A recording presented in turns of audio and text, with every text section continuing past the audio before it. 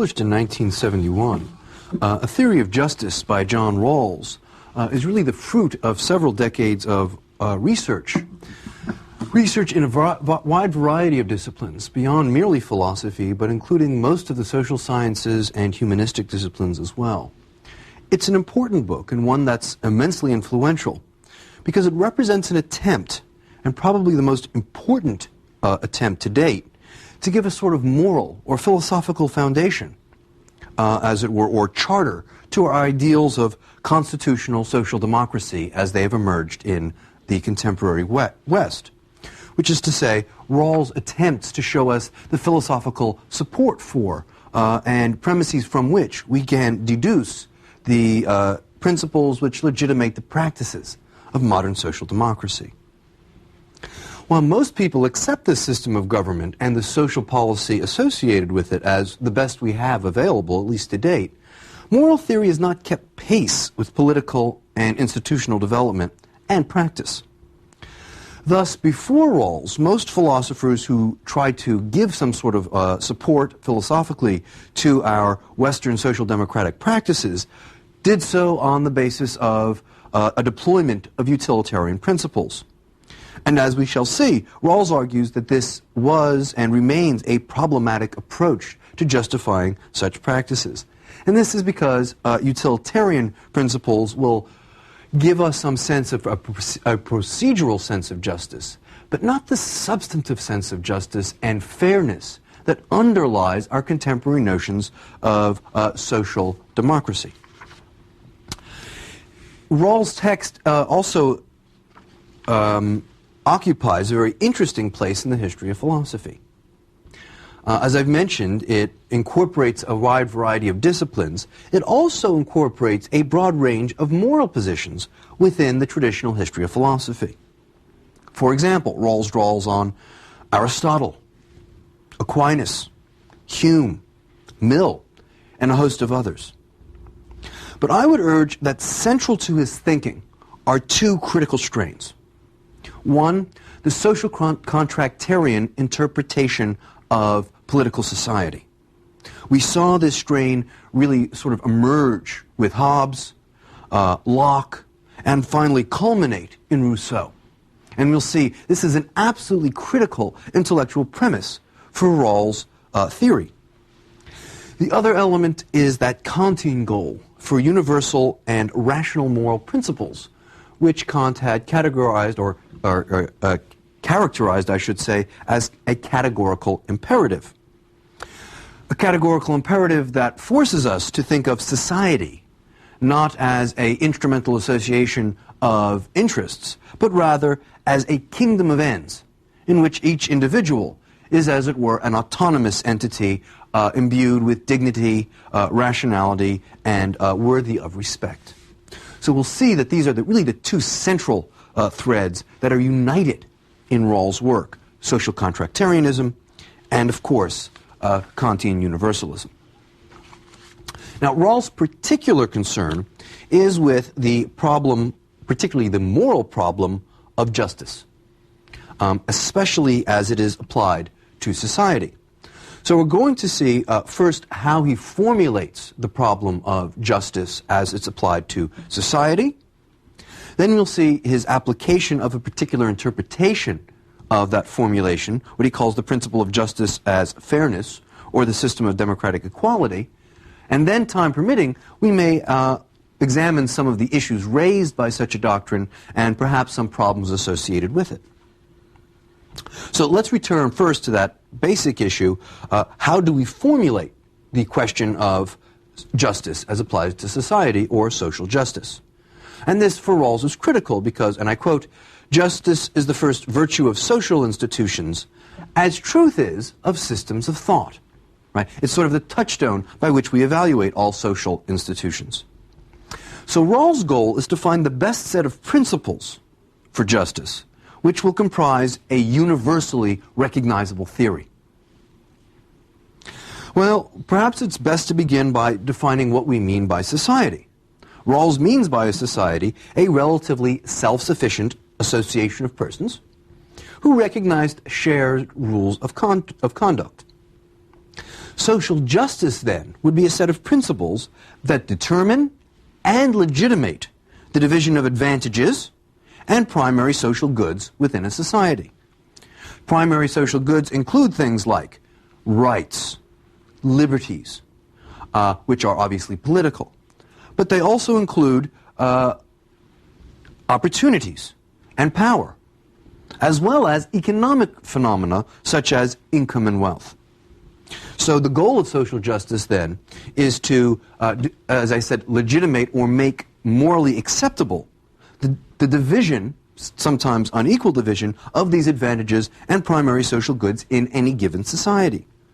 Its primary concern is, in fact, what Rawls calls the basic structure of society, which is comprised of, on the one hand, the political constitution, and on the other, the major social and economic institutions of that society. This is critical because, according to Rawls, it's these institutions that often generate inequalities of advantages, which is to say, they favor some social positions over others. And it's the task of a theory of justice to both judge these inequalities and perhaps, if they are acceptable, to legitimate them, to show why they are morally fair and just. And the goal is to characterize the rules for a well-ordered society.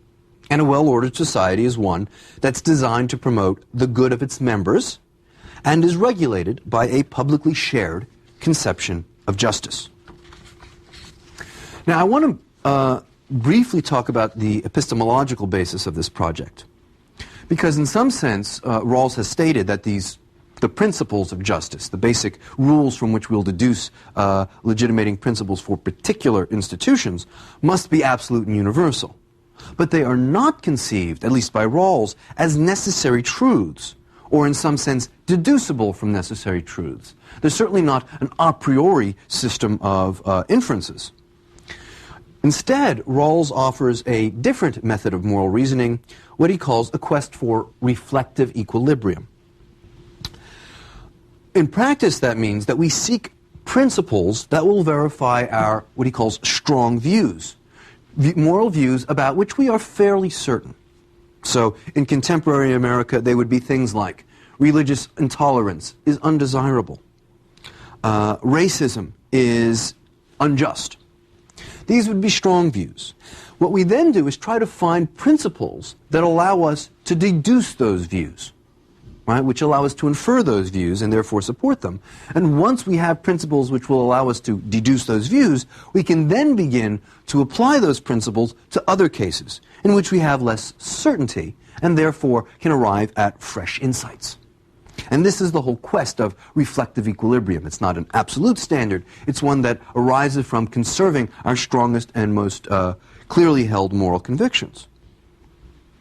The key to Rawls' formulation of these principles is something he calls the original position. And the simplest way of putting it is the original position is a sort of refined equivalent to that classical notion we found in Hobbes, Locke, and Rousseau of the state of nature. So the original position is a situation in which we find ourselves in a community that has not yet formulated itself into a society. As such, we are in a position to publicly, as a collection of individuals, formulate the principles of justice that will inform and legitimate our social and political institutions and practices. That's our original position. Obviously, this is not an actual historical situation. It's clearly a sort of theoretical device, or what we might call a hypothetical thought experiment, that allows us to clarify what our basic assumptions and convictions would be. It also allows us, ideally, to formulate universally agreeable principles of justice. And here again, we see that Kantian element. We seek principles of justice which are not simply relative to one's social position or relative to a particular society, but are in fact universalizable. And we'll see that because of the particular formulation of the conditions of the original position, i.e. that they are fair, they generate a theory that can be characterized by the phrase justice as fairness. All right. So what are these conditions? We'll see that there's basically two, one called the veil of ignorance, and the other an assumption, a critical assumption of rationality and rational self-interest on the part of each person in that original position. So let's look at the veil of ignorance. This is a doctrine that states, and it's critical to our formulation of the original position, that each person in that original position should not have any knowledge about what social position they will have subsequently. Similarly, they should be ignorant of what their natural talents are or will be. Moreover, they must also ignore or be ignorant of what plan of life or life goals they will have. So in short, the veil of ignorance ensures the fairness of the procedure for judging our principles precisely because we will not pick principles that benefit our own unique social position, goals, or talents because we don't know what those will be.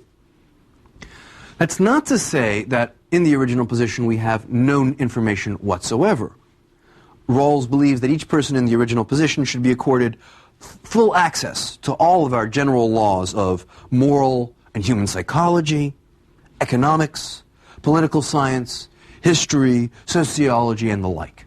So all of the social sciences and perhaps even humanistic disciplines are at the fingertips, as it were, of the persons in the individual position. They're simply ignorant of their own social position, powers, and propensities. Now, because the agents in the original position are rational, they, according to Rawls, can be expected to universally and unanimously agree to the principles adopted. And this is because, and again we recur here to Kant, they have no heteronymous interests, right? Precisely because no figure knows what status they will have in society, what their talents or dispositions will be. They have no prior agenda. Thus, there is no motive to promote a particular agenda, or for that matter, to bargain or form coalitions. And again, the ideal is this sort of universal and unanimous agreement. And this gestures both at the 18th century notion that Kant had proposed of autonomy, of a self-legislating agency, and it also gives some flesh to Habermas's idea of an ideal speech situation, where with the absence of particular private interests, reason is left untrammeled and there's no distortion of our speech acts. Now, the rationality of the parties, that other critical assumption for the original position, assumes that each agent is mutually disinterested from the others, which is to say their only interest is maximizing their own expectations of primary social goods, income, wealth, opportunity, rights, and liberties. The principles they adopt concerning that basic structure of society, those fundamental political and economic and social institutions, will be characterized by 5 features. First, they must be general, these principles, precisely because every agent doesn't know what his or her position will be. Secondly, they must be universal, again that Kantian element, because they are the dictates of reason, not of particular historical circumstances. They must be public, and here again I recur to that Habermasian theme of an ideal and public speech situation. And this is so that they can ensure the social solidarity that principles of justice are meant to help create and foster. They must be ordered, which is to say that the principles must have a lexical sort of hierarchy. We must know which are more important than the others. And this is important to help us adjudicate different interpretations of those principles. And lastly, they must be final, in the sense that once agreed to or stipulated to, they cannot be changed. This is necessary to ensure the seriousness of the deliberation, that it is not taken in a lighthearted fashion. All right, so that's the sort of structure from which Rawls wants to argue for particular principles of justice that he thinks would emerge from such an original position. And in fact, Rawls will argue that there are exactly 2 principles that would, in such a situation, emerge as the basic agreement that we could expect from rational persons in the original position who are, remember, attempting to maximize their expectation of primary social goods and minimize social injustice. Okay, so let's look at these two principles. The first principle states that, and I quote, each person is to have an equal right to the most extensive basic liberty compatible with a similar liberty for others. And here we see clearly the sort of libertarian principle expressed in our Bill of Rights and in most of our philosophic writings on liberty. And these are, in fact, the basic liberties of political society and constitutional government. Okay. The second principle. This states that any social and economic inequalities must first be to everyone's advantage. Right? Inequalities must benefit every member of society. And secondly, such social and economic inequalities must be attached to positions and offices that are equally open to all. So we can't have a sort of caste structure. And of course, it's the second principle that deals with incomes and differential authority, i.e. the primary social goods of economy and society. Now, note these two principles are lexically ordered, which is to say there is a hierarchy between the two. The first is prior to the second. Thus, according to Rawls, we cannot exchange our liberties, our basic freedoms, for primary social goods like more income or higher status.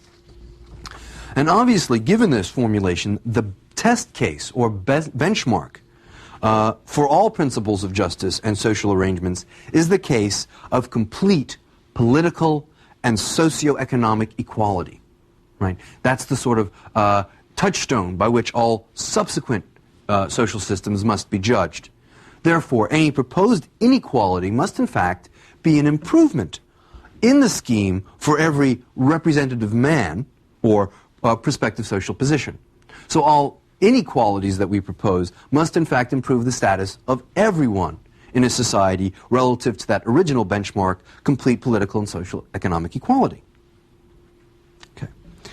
Now, the critical issue for Rawls is that that second principle can be interpreted in a variety of ways, depending on how one reads that phrase, equally open, and the phrase, everyone's position.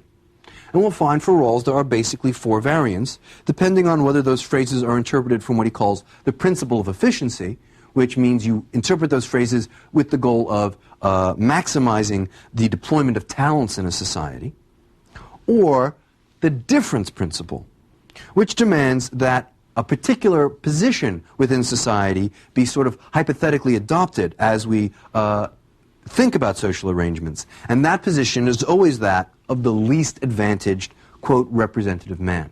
So the lowest social position. And so it's going to depend on how we formulate our principles of justice or how we interpret them on whether we use, again, that principle of efficiency, maximizing the deployment of talent, or the principle of difference, looking out for the interests of those least advantaged. If we look to the second principle with an eye to efficiency, we arrive at what Rawls calls the system of natural liberty. And this is essentially what we mean by a free market society, where positions are open to those willing and able to strive for them. This gives us a very pure, but purely procedural sense of justice, in which justice resides in the universally recognized and honored procedures for advancement and procuring advantages, procedures which are open to all. Now, the problem with this system is that it doesn't limit arbitrary influences, like, for example, the inheritance of wealth, which certainly gives an unfair advantage to those who had wealthy parents over those who didn't have wealthy parents. Similarly, with regard to, say, academic or intellectual endeavor, it gives an arbitrary advantage to those who have a higher IQ, which is a sort of genetic lottery. Right? That's a natural ability, which is not, in fact, something one earns. It's simply the luck of genetic draw, which is, of course, morally arbitrary. So we could improve this interpretation of that second principle according to the efficiency principle by offering what he calls the system of liberal equality. What we do here is supplement the preceding system by requiring that there be a fair equality of opportunity for all seeking advantageous positions and careers. This goes beyond mere legal equality to compensate for those with equal talents but disadvantaged backgrounds. And we can think of a host of such cases. For example, the institution of public schools and libraries are meant to give more equal access to those whose parents are not wealthy enough to send their children to elite private schools, okay, or to whose parents are not wealthy enough to purchase large numbers of texts. We might think of scholarships to elite educational institutions for the disadvantaged or the impoverished, those who have the ability but lack the resources to pursue prestigious education.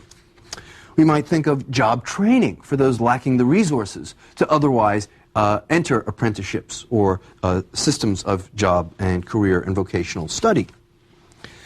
And while this does in fact limit the social contingencies of birth within a social class, it does nothing to eliminate the other part of the unfairness of the deployment of the principle of efficiency, which is the genetic lottery of intelligence, right? Nor does it necessarily do much to overcome certain family constraints. For example, if your parents were academics, it's more likely than not that you'll be surrounded by texts from a fairly early age, and that gives an unfair advantage to you over some other family that might not be similarly educated. All right, so now let's interpret those principles not by the principle of efficiency, but by the difference principle, which, if you recall, said that we should think about the deployment of these principles as they would affect the least advantaged person in society.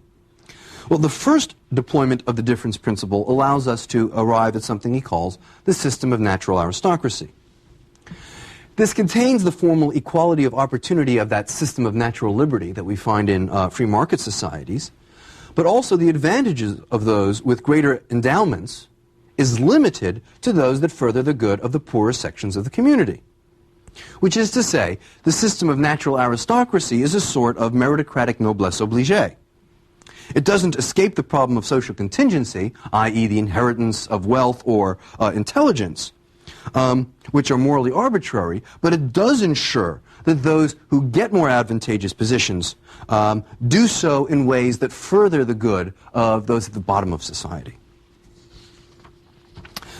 Rawls believes he can improve this principle even further with what he calls the system of democratic equality. And this is the preferred interpretation of the two principles according to the use of the difference principle.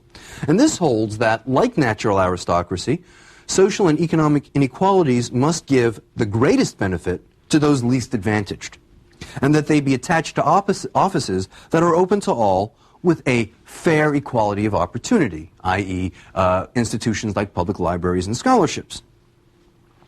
Thus, the advantages and greater expectations of primary social goods of, for example, entrepreneurs, right, who will certainly have higher incomes, must benefit unskilled workers with more jobs and economic growth. So if we are to allow businessmen, for example, to have higher incomes than those of their employees, that can only be justified by that producing dynamic economic growth which benefits all members of society, particularly those who are, quote, relatively disadvantaged. And this is the only way to ensure that such inequalities are, in fact, socially just. Now, this system of democratic equality, which we might also call the principle of justice as fairness, has, at least in Rawls' mind, several important philosophic and practical virtues which commend it over others. First of all, the system of justice as fairness precludes the construction of a callous meritocracy or a technocracy, because it treats natural talents, and abilities not as boons for the individual that has them, but rather as social resources that are used for the advantages of the least fortunate.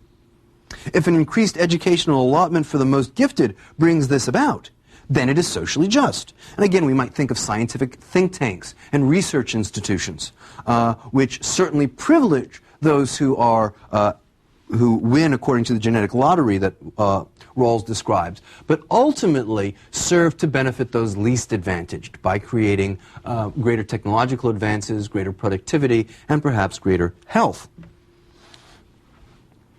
At the same time, it benefits those who are most advantaged because it gives those who are least advantaged a reason to continue in their social cooperation and positions. It therefore legitimates the structure and makes it sound, strong, and cohesive.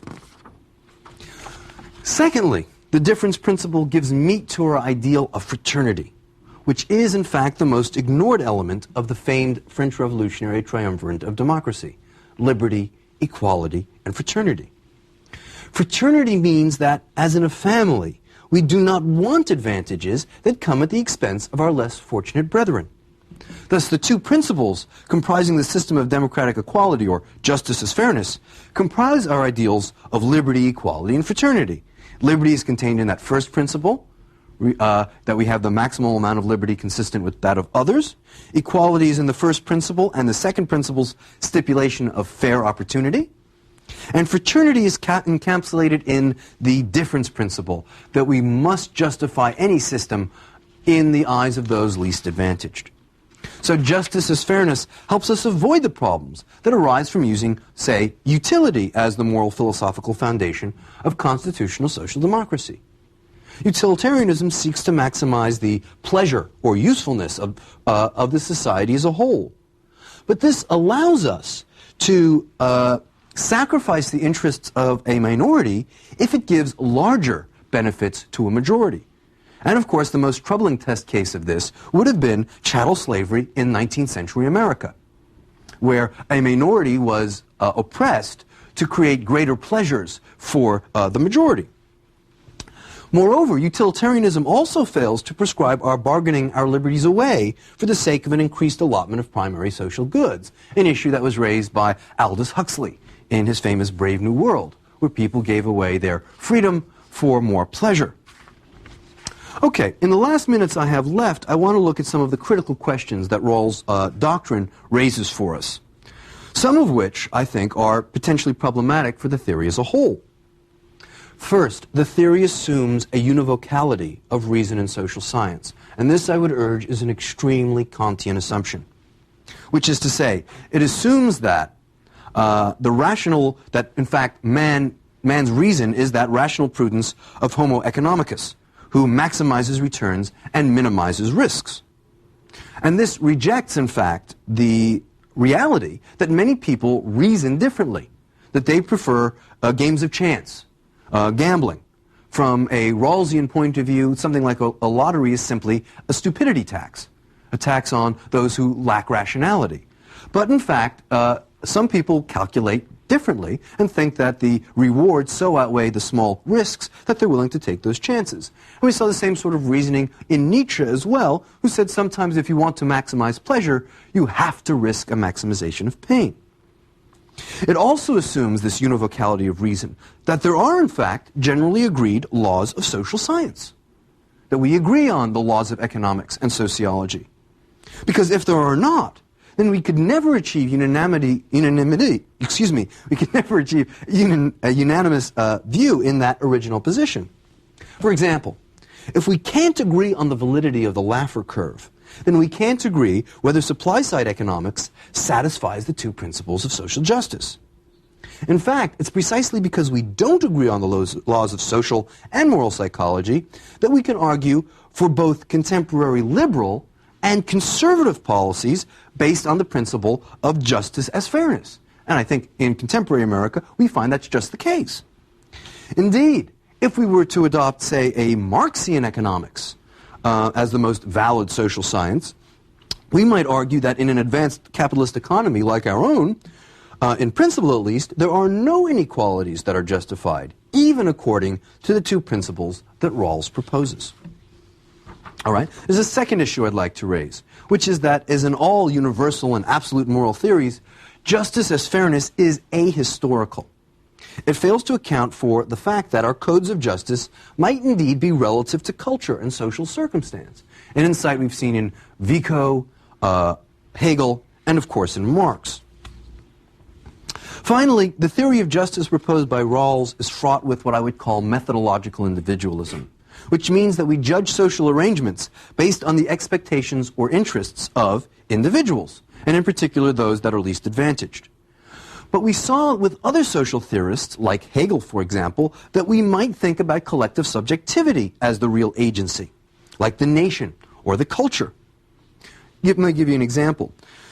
Since the expropriation of tithes and the raising of indulgences by the Catholic Church in the early Renaissance was used to patronize figures like Michelangelo, Raphael, Donatello, etc., it's important to note that these expropriations of incomes by the papacy did not in fact increase these peasants and people who paid indulgences. It did not in fact increase their stock of primary social goods. So Rawls would have to conclude that it was unjust and should not have been done. And that strikes me as in some way counterintuitive.